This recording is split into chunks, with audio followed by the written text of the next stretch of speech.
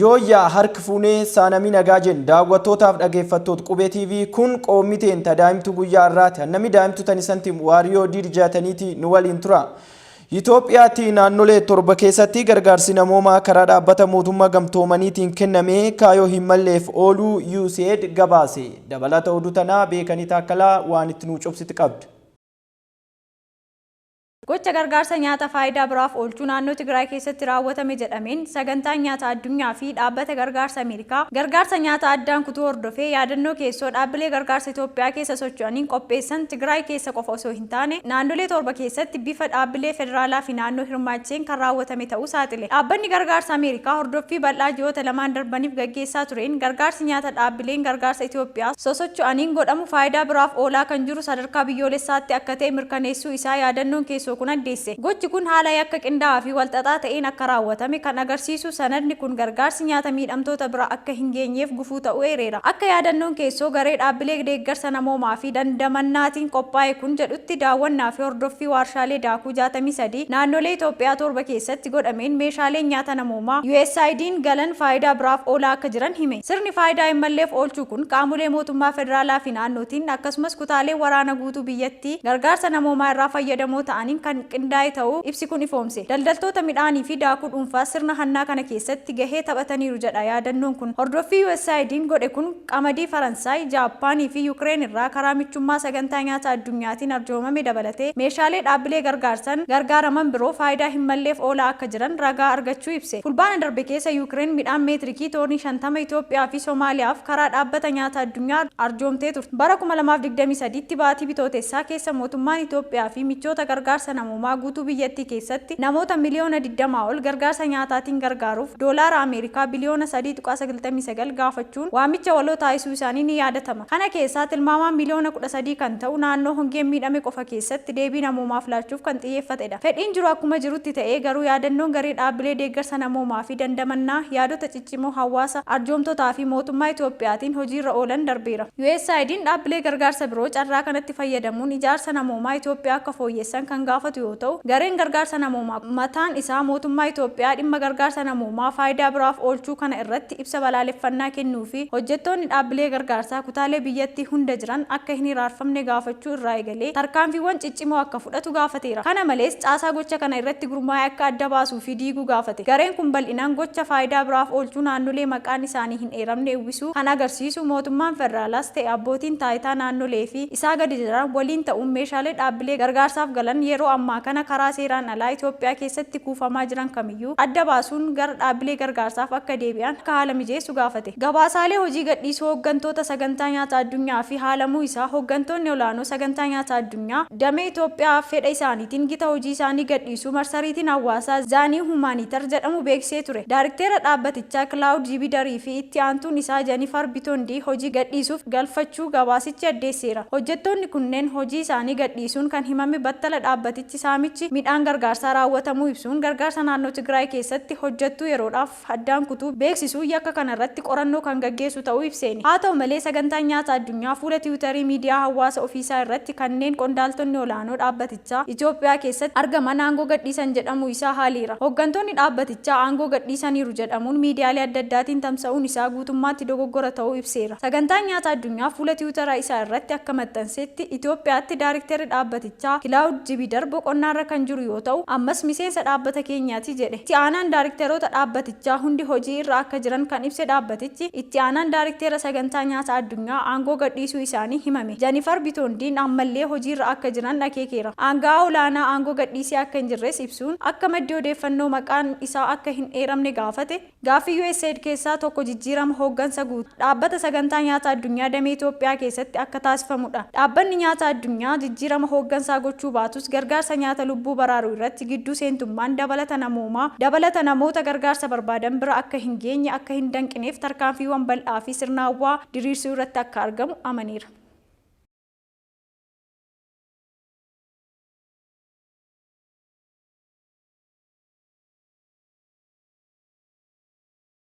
Walgayii hidilee 24ffaa waggaa lammaffaa manni marii bakka bu'oota uummata Itiyoophiyaa obbo Ahmad Shidee wixinee baajata mootummaa federaalaa bara baajata 2016 mana marichaatii dhiyeessee jira. Leensaa hordofaa waan hirnuu buufti qabdi.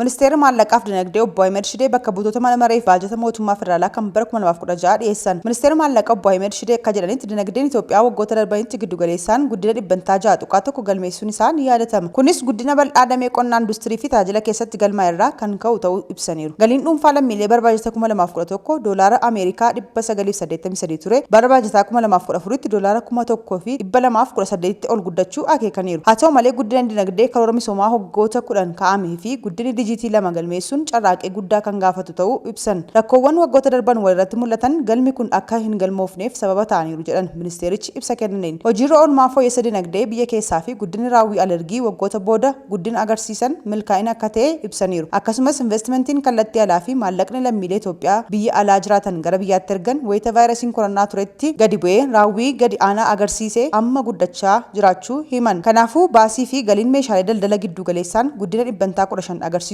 fi bara baajataa 2014 tti yeroo jalqabaaf doolaara biliyoona 4.1 walitti qabuun akka danda'ame eeraniiru. Akkasumas bara baajataa 2014 keessa lammiileen Itoophiyaa biyya alaa jiraatan doolaara Ameerikaa biliyoona 7.5 gara biyyaatti erguu isaaniis eeruun investimentiin kallattii alaa waggoota sadan haaromsi kun geggeeffame keessatti giddugaleessa guddina dhibbantaa 3.1 akka agarsiise ibsaniiru. Haaromsa kanaan galiinii fi bu'aan dhaabbilee mootummaa irraa caalaan isaanii dabaluu fi hoggansi dhaabbilee isaaniis fooyya'aa akka jiru eeraniiru. Dinagdeen Itoophiyaa bara baajataa 2016 tti guddina dhibbantaa 7.9 galmeessaa jedhame eegama. Walgeecha irratti ministeerri maallaqaa Ahmed Shidee ibsa baajata mootummaa federaalaa bara 2016 dhiyeessan irratti ministeerri maallaqaa akka ibsanitti wixineen baajata bara 2016 hanqina baajataa hin sirreeffamne qarshii biliyoona 281 agarsiisa. Mootummaan federaalaa wixinee baajataa keessatti argachuuf karoorfate keessaa qarshii biliyoona 520.6 gibira irraa qarshii biliyoona 440.8 walitti qabuuf karoorfachuusaa ibsaniiru. Mootummaan galii kana sassaabuuf dandeettii qabu hundatti fayyadamuu irratti hundaa'ee filannoo akka hordofu hubachiisaniiru. Manni marichaa baajata yaadame irratti erga mari'atee booda sagalee guutuun raggaasiseera. Manni marii waliigalaa dhimmoota Islaamummaa Itiyoophiyaa diigamuu masjidaatiin wal qabatee mootummaa naannoo Oromiyaa waliin mari'achuun furmaata irra ga'uu ibsa miidiyaaleef kennanii jiran. Addisuu Muluu waan hirnuu buus qaba. Manni marii waliigalaa dhimmoota Islaamummaa Itoophiyaa masjiidota tibbana naannoo Oromiyaa magaalaa Shaggar keessatti diigamanii wal qabate mootummaa naannoo Oromiyaa waliin marii taasisuun furmaata irra ga'uu ibsa miidiyaaleef guyyaa irraa kenneen beeksise. Mootummaa naannoo Oromiyaatti bulchiinsi magaalaa Shaggar masjiidota seeraan ala ijaaraman jedhe 22 diiguu ibsicha irratti kan himame yoo ta'u, jilli pirezidaantii mana marichaa Sheek Hajii Ibraahim Tufaan durfamu guyyaa kaleessaa marii sa'aa 5 ture pirezidaantii mootummaa naannoo Oromiyaa obbo Shimallis Abdiisaa waliin taasisanii turan. Ibsa irra miidiyaaleef kenname irratti haasaa kan taasisan Sheek Hajii Ibraahim Tufaa taatee magaalaa Shaggar keessatti uumamee diigamuun masjidaa taatee mul'atee hin beeknee fi dhageenya hin beeknee haala rifaasisaatu nurratti uumamee jedhan. በሸገር ከተማ የተከሰተውን ክስተት የመስጂድ ፈረሳ ታይቶ በማይታወቅ ሰምተንም በማናውቀው አስደንጋጭ ሁኔታ ተፈጥሮብን ምን ላይ እንደነበርን ምን ላይ እንደደረስ ለሁሉም ግልጽ ነውና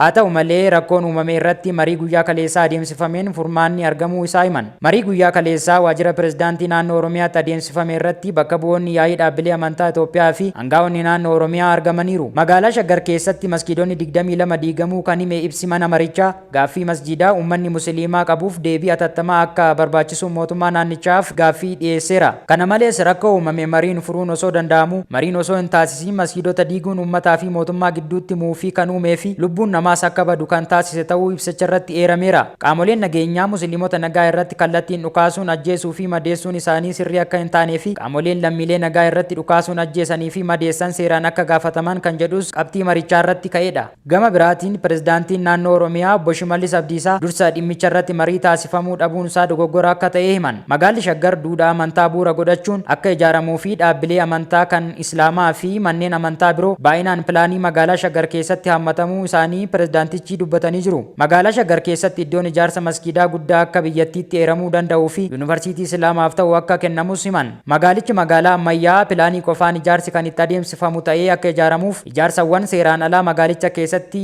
jiran diiguun kan itti fufu akka ta'ee fi dhaabbileen amantaas kanaaf akka tumsan pirezidaantichi gaafatanii jiru. Hanga pilaanii magaalaa Shaggar hojiirra ooluu eegaluttis musliimota iddoowwan manneen jireenyaa guutumaan guutuutti hin diigamnetti jiraniif masgidawwan yeroof keessatti salaatan majlisni naannoo Oromiyaa fi bulchiinsi magaalaa Shaggar mari'achuun iddoo ijaarsaa masgidaa akka qopheessaniif yaada furmaataa ka'an. Manneen amantaa magaalaa Shaggar keessa jiran 800 keessaa 656 pilaaniin ala kan ijaaraman ta'uu isaanii obbo Shimallis dubbachuun adeemsa manneen amantaa pilaaniin ala ijaaraman kunneen seera qabeessaa fi sadarkaa magaalichaa gitaniin bakka buusuuf taasifamu keessatti mootummaan kana booda kan hin diigne ta'uu fi dhaabbileen amantaa mataa isaaniin kanneen diigamuu qaban akka diigan irratti walii galameera. Yaanee kan jiru magaalaa Shaggar keessatti masjida dabalatee manneen amantaa adda addaa 800 akka jiranu 800 kana keessaa 656 pilaaniidhaan ala akka tolfamaniif jara kana gara pilaaniif gara seeraatti deebisuun barbaachisaa waan ta'ee jiruuf mootummaan bakka kanaa akka barbaachisaa ta'etti masjidaaf lafa akka kennu kanammoo ammaan booda mootummaan diiggaasaa akka ofii hin raawwanne qaamoliin bakka majlisa alaalaan dhimmi islaamaa Oromiyaa bakka jirutti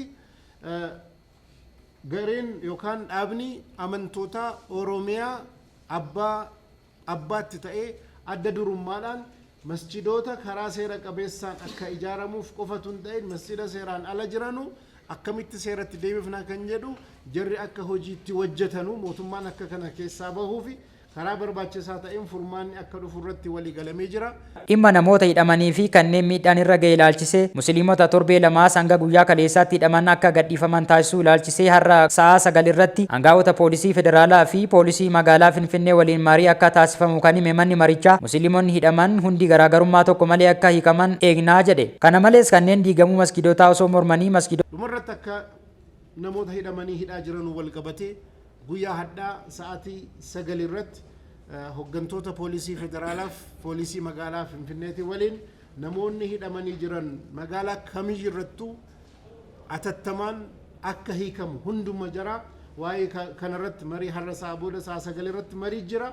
Dabalataan immoo namoota lubbuun isaanii masjidoota Anwaariif masjida Nuuriin dabalatee warri lubbuun jaraa darbe magaalaa Shaggar keessatti masjidoota ijaaraman keessa maqaa jaraatiin akka masjidoota shuhadaa'otaa jedhame akka moggaafamuuf maqaa jaraa masjida kanarrattis ifaan ifatti akka barreeffamu ummanni immoo obboleeyyan keenya warra kallattii adda addaatiin miidhamanii hospitaalaaf bakka adda addaa jiran bira dhaabbachuudhaan gargaaruun maatii jaraas akka bira dhaabbatee tokkummaa isaa mul'isu. Qorannoo dhiibbaan tasgabbii dhabuu siyaasaa Itiyoophiyaa dinagdee biyyattii irratti qabu agarsiisuu ifoomee jira. Leensaa Ordofaa waan hirnuu buufti qabdu. Qorannoon dhiibbaan tasgabbii dhabuu siyaasaa guddina dinagdee Itoophiyaa irratti qabu agarsiisu ifoome. Qorannoon kun tasgabbii dhabuu siyaasaa Itoophiyaa keessumaa kan baroota 2011 fi 2012 mudate irratti hundaa'uun kan gaggeeffamedha. Daayirikteerri olaanaan Instituutii Qorannoo Imaammata Itoophiyaa Piroofeesar Bayyanaa Phexros akka jedhanitti nagaaf tasgabbiin guddina Itoophiyaa keessatti gahee olaanaa qaba jedhan. Qorannoon kun dhiibbaa tasgabbii dhabuun siyaasaa dinagdee irratti qabu beekuu fi gara fuulduraattis tasgabbii dhabuun akka hin uumamne kan gargaaru ta'us eeraniiru. Qorannichi naannolee 6 fi bulchiinsa magaalaa tokkorraa aanolee 65 magaalota 43 walumaa galatti eddattoo 476 fudhachuun sakatta'insa godhe. Haqa dhabuu, bulchiinsa gaarii dhabuu, amantaa uummanni mootummaa irratti qabu gadi aanaa ta'uu fi wantoonni biroon hundee tasgabbii dhabuu siyaasaa ta'uun isaanii qorannoo kanaan kaafameera. Akka qorannichi jedhutti haleellaa yeroo jeequmsaa bara 2012 raawwatame keessatti 53.7 meeshaa waraanaatiin kan deeggarame yoo ta'u, saamichi 23.4 ta'uu adeemsifamuutu ibsa. Hirmaattonni qorannichaa siyaasni sabaaf sablammootaa seeneffamni dogoggoraa, deeggarsa humnoota siyaasaa faallaa, deeggarsa dureeyyii fi wantoonni biroon tasgabbii dhabuu siyaasaa kanaaf gumaacha akka ta'e ibsan. Qaamoleen qoranicha irratti hirmaatan akka sababaatti kan isaan heeran jeequmsi yeroo ka'u rakkoon akka hin uumamneef qaamoleen seera kabachiisan walitti bu'iinsa dursanii ittisuu dhabuu, yeroo walitti bu'iinsaa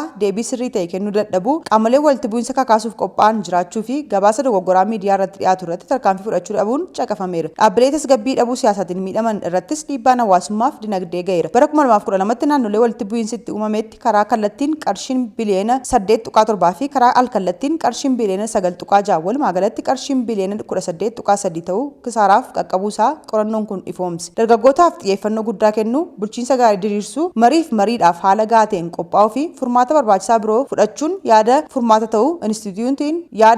ta'uudha. Inistituutiin qo'annoo imaammata Itoophiyaa qorannicha hayyoota Yuunivarsiitii Finfinnee waliin ta'uun ifoomsaniiru.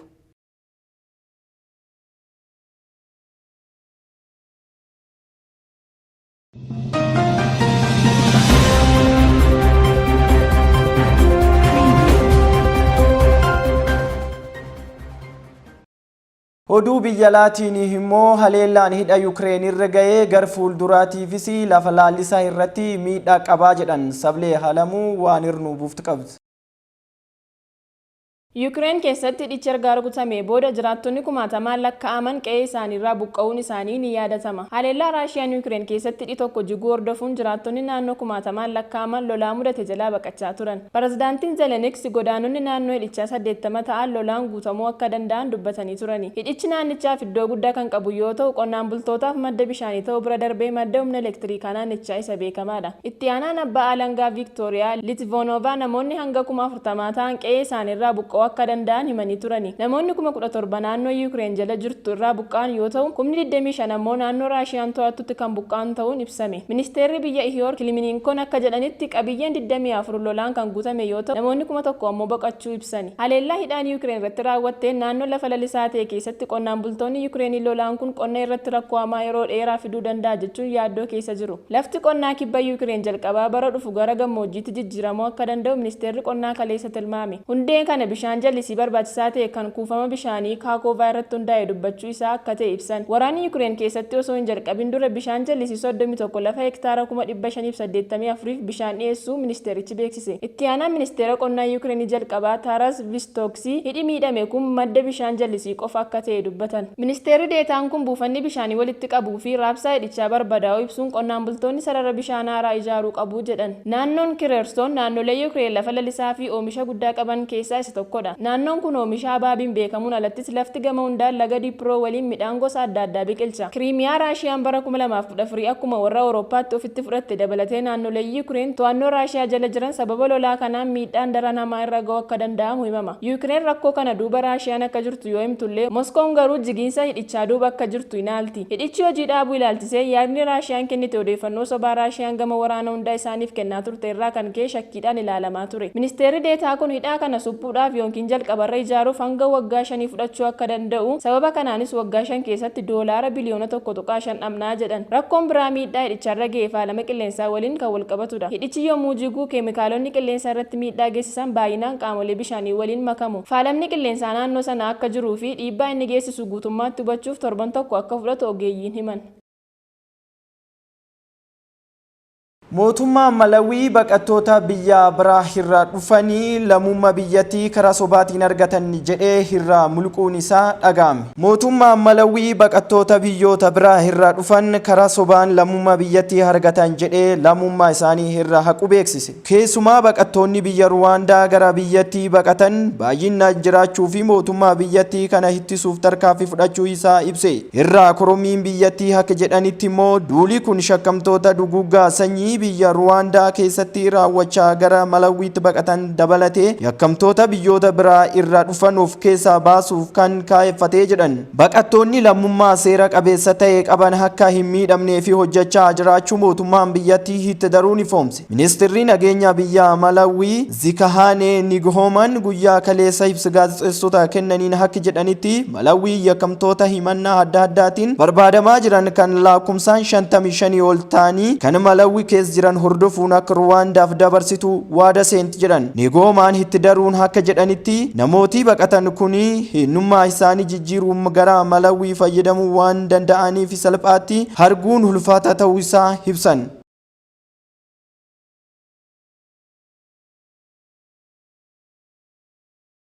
Kan daawwachaa turtan oduu Qubee TV'ti. Annamii oduu tan isantiin Waariyoo Diid jaatanii ture. Sagantaawwan Qubee TV hafan waliin turti gaarii.